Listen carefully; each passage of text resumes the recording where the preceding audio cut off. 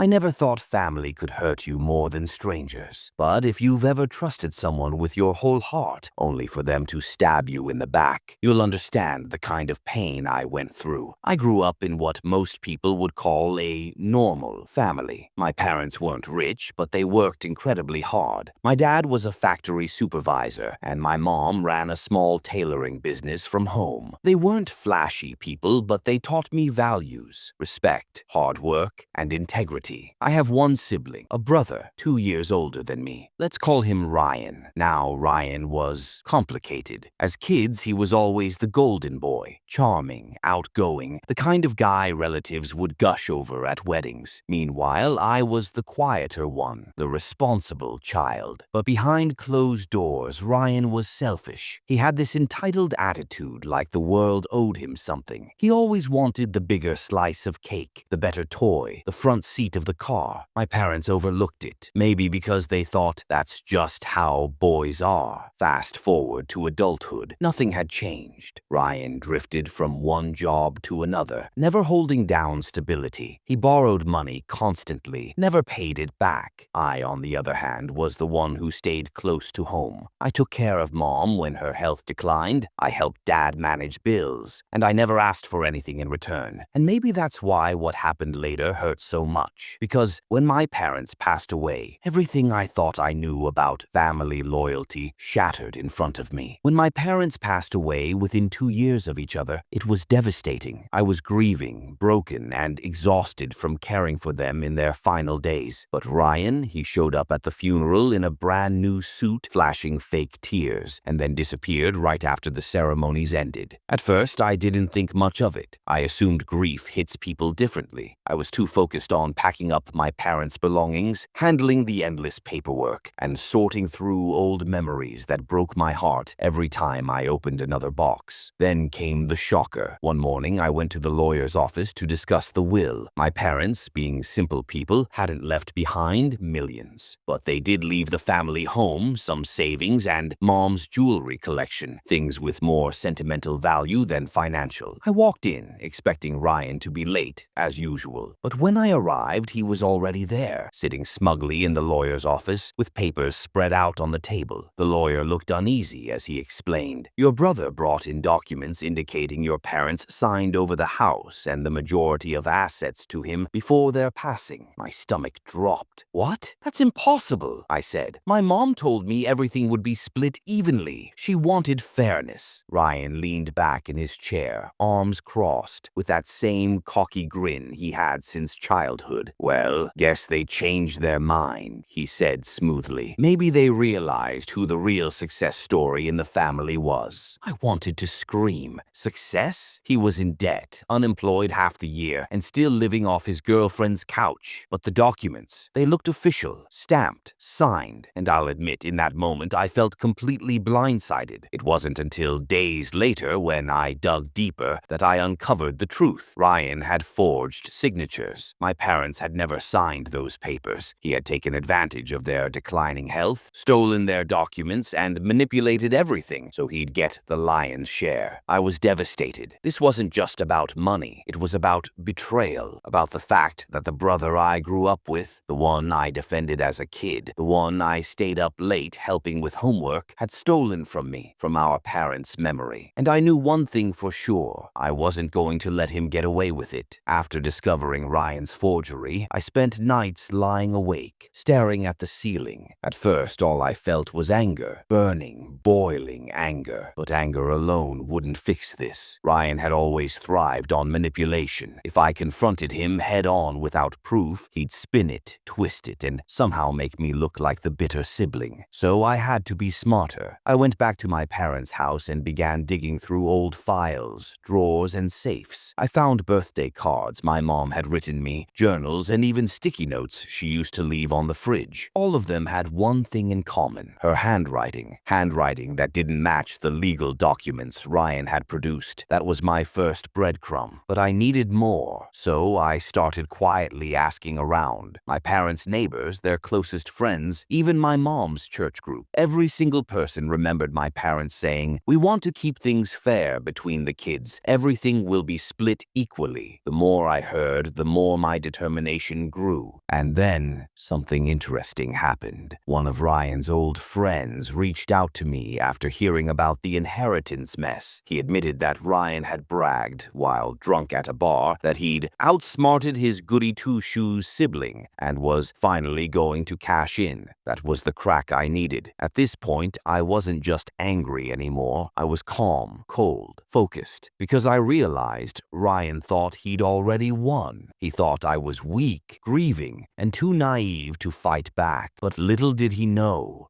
I was building my case, quietly, patiently, and when the time came, I wasn't just going to take back what was mine. I was going to expose him for the fraud he was, in a way so public, so humiliating, that he'd never recover his golden boy image again. Once I had the neighbor testimonies, the handwriting samples, and even Ryan's drunk confession from his so-called friend, I realized something. I had enough to start building leverage, but I couldn't just storm into court yet. No, if I played this right, I could not only prove fraud legally, but also make Ryan's own arrogance destroy him. So I played along. For weeks, I acted like nothing was wrong. Whenever Ryan called to gloat about renovating the lake house or selling mom's jewelry, I just nodded, fake smiled, and let him think I was broken. But in the background, I hired two key people. One, a handwriting expert, to officially compare my mother's writing on old cards and notes with the so-called will. Two, a private investigator, to quietly dig into Ryan's finances. Because here's the thing about greedy people, when they think they've won, they get sloppy. And oh boy, Ryan was sloppy. The PI discovered that Ryan had already started selling off some of the assets, even though probate hadn't fully cleared. Not only that, but he was funneling some of the money into a secret joint account with, wait for it, his mistress. Yep, the perfect husband and father was cheating. I couldn't help but laugh at the irony. Ryan was building this double life, luxury trips, expensive gifts, all bankrolled by money he technically didn't even own yet. Now I had fraud, forgery, and evidence of financial misconduct. But instead of rushing to a lawyer right away, I decided to go one step further. I wanted Ryan to feel safe, to believe he'd won, to relax enough that when the hammer dropped, he'd never see it coming. So I invited him to dinner, just like old times. We sat at a fancy steakhouse and I pretended to apologize for being so bitter about the inheritance. I told him he was right, that Mom probably trusted him more, and maybe it was better this way. His smile was smug, too smug. He raised his glass and said, "I always told you, some people are winners, some people are losers. Guess you know which side you're on now." And that was it. That was the exact moment I knew. This wasn't just about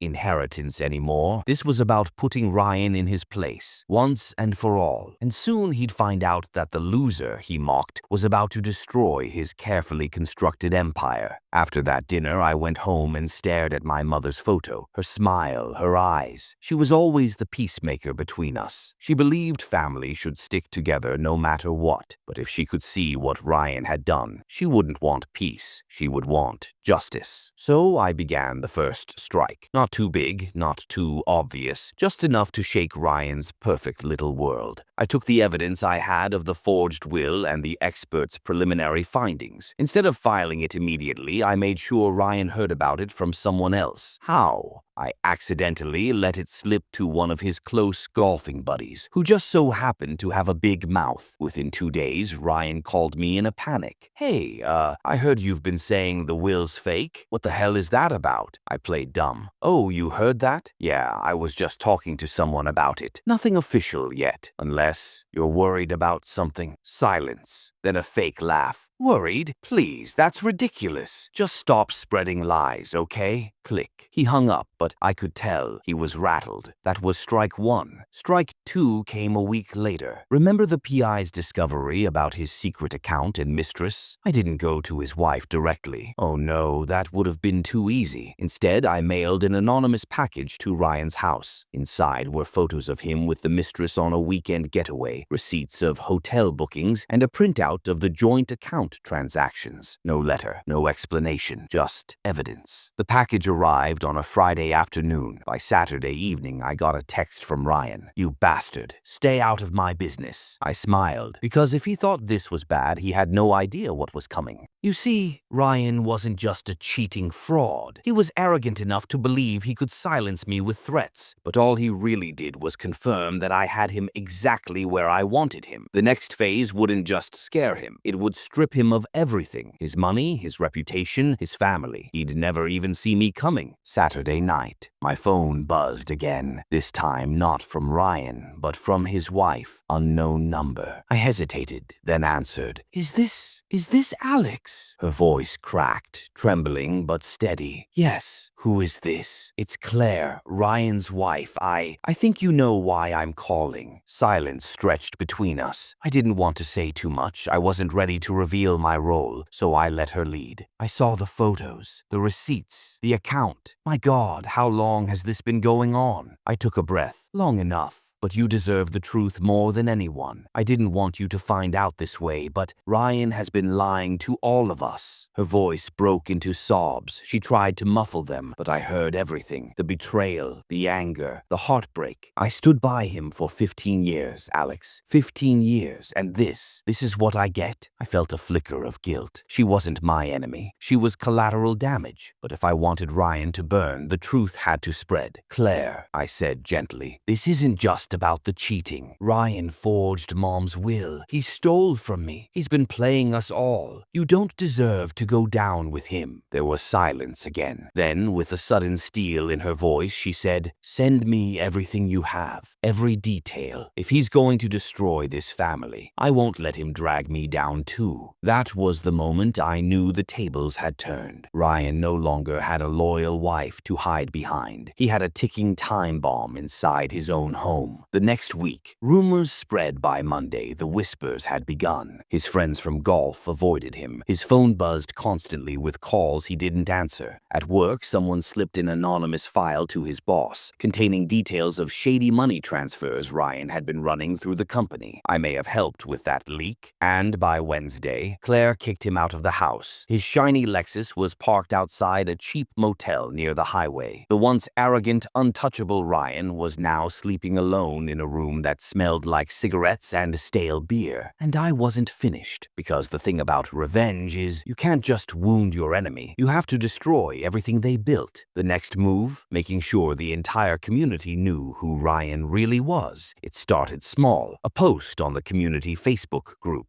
Anonymous, of course. Just a simple upload. A photo of Ryan and Melissa, arm in arm at that fancy restaurant, with the caption, "Married man, local businessman, cheating on his wife. Ask him where your donations went." The post blew up within hours. Neighbors tagged neighbors. People whispered at church. His clients, who trusted him with their finances, began calling, furious, demanding answers. By the next morning, Ryan's name wasn't just a whisper. It was a scandal. Claire, his wife, added fuel to the fire. She didn't just sit quietly. She posted her own statement. To everyone asking, "Yes, it's true. My husband of 15 years has been living a double life. I stood by him while he built his business, while he promised loyalty, while he raised our kids. And this is how he repaid me. Lies, betrayal, and stolen trust. Don't believe the perfect image. It's all fake." Hundreds of comments poured in. Support for Claire, disgust at Ryan, and a storm of gossip that spread like wildfire. And then came the final blow. The charity gala. A month earlier, Ryan had been invited to speak at a local charity event. He loved events like these. He could show off his family man brand, make business connections, shake hands like a politician. But this time, things were different. As he walked onto the stage, people whispered. Some turned their backs. A few even booed quietly. Halfway through his speech about honesty, values, and community trust, a voice from the back shouted, "Tell us about your girlfriend Ryan, or the money you stole." The room erupted. Phones came out. Videos started recording. His face turned red, his voice cracked, and for the first time in his life, Ryan was speechless. That video hit the internet before the event even ended. By midnight, it had thousands of views. By morning, tens of thousands. By the weekend, viral. The man who once prided himself himself on being untouchable was now a laughingstock. Memes spread, screenshots circulated. His reputation was shredded beyond repair. But I wasn't smiling yet, because ruining his image was one thing. The final step was still waiting, making sure Ryan lost everything he had stolen. Reputation loss was just the beginning. Now it was time to hit Ryan where it hurt the most, his wallet. After the viral videos and Facebook posts, Ryan's clients began pulling out fast. One wealthy investor wrote a public post. "If a man can lie to his wife and steal donations, how can he be trusted with my money?" That one post set off a chain reaction. Within a week, nearly 70% of his clients canceled contracts. Deals worth hundreds of thousands evaporated overnight. Ryan's office, once buzzing with activity, was now a ghost town. His employees whispered. Some even quit on the spot, not wanting to go down with a sinking ship. Remember those charity donations Ryan loved flaunting? Well, turns out when a scandal goes public, people start digging. The charity he partnered with quietly confirmed to reporters that only half the funds he collected ever reached them. The rest? Administrative costs, Ryan had claimed. Now the local newspaper had its headline, "Local businessman accused of pocketing charity funds." It didn't take long for authorities to open an official investigation. Bank accounts were frozen. Records were subpoenaed. Ryan's so-called empire was under a microscope. Claire, his wife, wasn't sitting idle either. She hired one of the toughest divorce lawyers in town, the kind who specializes in high-asset cases. Every lie, every expense, every shady deal, she had proof. Screenshots, receipts, emails, and thanks to community support, she had a legal team that wanted to see Ryan bleed financially. When the divorce papers were served, Ryan's face turned pale, because not only was she asking for custody and child support, she was demanding half of everything. And given his cheating, his fraud, and the public scandal, she was likely to get even more. Ryan went from driving luxury cars and hosting dinner parties to begging his lawyer to make this all go away. But it was too late. The dominoes had already fallen. Ryan had always been the man in control, confident, polished, untouchable. But now that mask was gone. The isolation, his so-called friends stopped returning calls. The same people who once toasted champagne at his parties now ghosted him completely. At first, he thought they'd come back once things cooled down, but days turned into weeks. No calls, no messages. Even his family, who used to defend him, stayed silent. The shame was too heavy. Nobody wanted to be associated with his name. One morning, Ryan walked into his once proud office building. Only a handful of employees were left. Desks empty. Phones silent. In a desperate attempt to rally, he shouted, "We're going to rebuild. This is just temporary." But even his own secretary just stared, pity in her eyes. She knew it was over. Everyone did. By the end of that week, the bank had officially foreclosed on his office space. His empire gone. The public humiliation, the final straw, came during a court hearing. Claire sat calm, collected, supported by friends and family. Ryan, on the other hand, looked hollow, his expensive suit hanging loose on his frame. When the judge announced temporary custody to Claire and a freeze on Ryan's remaining assets, he snapped. He slammed his fists on the table and shouted, "This is all lies! I built everything! She's nothing without me!" But the outburst only made things worse. The courtroom erupted in whispers. The judge warned him for contempt. And Claire, she didn't even flinch, because the power dynamic had shifted completely. The collapse. That night, Ryan sat alone in his half-empty penthouse, bills stacked on the table, legal notices scattered across the floor. For the first time in his adult life, the reality sank in. He wasn't the successful, charming man everyone admired. He was exposed. A liar, a cheat, a fraud, and worst of all, he had nobody left to blame but himself. Ryan thought he'd already hit rock bottom, but he was wrong, because Claire had saved the most devastating move for last. Throughout their messy divorce, Claire had stayed calm. Everyone assumed it was because she wanted peace, but in reality, she was quietly working with her lawyer to compile evidence Ryan thought would never see daylight: hidden accounts, offshore transactions, and emails proving he'd been siphoning money from his own own company. Claire didn't just want freedom, she wanted justice. The courtroom shocked. On the final day of their divorce trial, Claire's lawyer stood and calmly presented the stack of documents. The courtroom gasped as every detail of Ryan's fraud was laid bare. Ryan's face drained of color. He stammered, That's not true, those are fake. But the paper trail was undeniable. The judge leaned forward, eyes narrowing. Mr. Ryan, this court is referring your case to the Financial Crimes Unit. In that instant, Ryan wasn't just losing his wife, he was losing his freedom. Claire didn't gloat. She didn't even look at him as the verdict was read. Instead, she held her daughter's hand and walked out of the courtroom with dignity. The media swarmed her, asking how she felt about destroying Ryan's empire. She gave only one response: the truth always comes out. Those 5 words became the headline in every paper, and Ryan's reputation shattered beyond repair. Within weeks, federal agents raided his remaining properties. His luxury cars, penthouse, and even his watches were seized.